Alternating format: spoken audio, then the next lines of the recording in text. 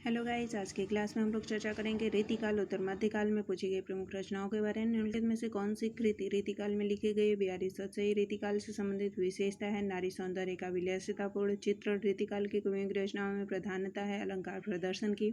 कठिन काव्य के प्रेत कहे जाते हैं केशव। रीतिमुक्त कवि हैं घनानंद। निम्नलिखित में से कौन सी प्रवृत्ति रीति काव्य में वर्णित साहित्य से संबंधित है? नारी का रूप सौंदर्य चित्रण और लक्षण ग्रंथों की रचना। निम्नलिखित में से कौन सा कथन रीतिकाल से संबंधित है? इस काल में सामान्य रूप से श्रृंगार प्रधान लक्षण ग्रंथों की रचना हुई। निम्नलिखित में से रीति मुक्त कवि कौन है? आलम।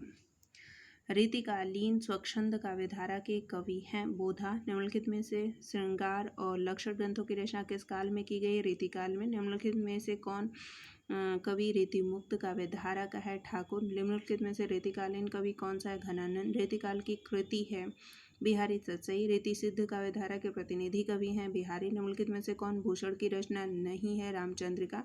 केशव दास की रचना है रसिक्रिया। बिहारी सतसई काव्य ग्रंथ है ब्रजभाषा का। निम्नलिखित में से कौन रीतिकाल का काव्य ग्रंथ है? रामचंद्रिका।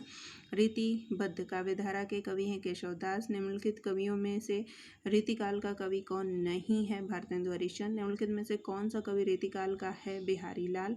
निम्नलिखित में से कौन सी कृति रीतिकाल में लिखी गई है? बिहारी सतसई। निम्नलिखित में से कौन सा ग्रंथ रीतिकालीन काव्यधारा से संबंधित है?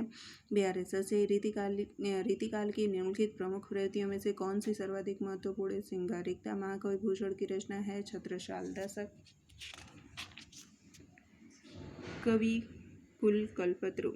रचना है चिंतामणि की। नायिका भेद का प्रधान ग्रंथ है रत्नाष्टक। रीतिकाल का अन्य नाम है श्रृंगार काल।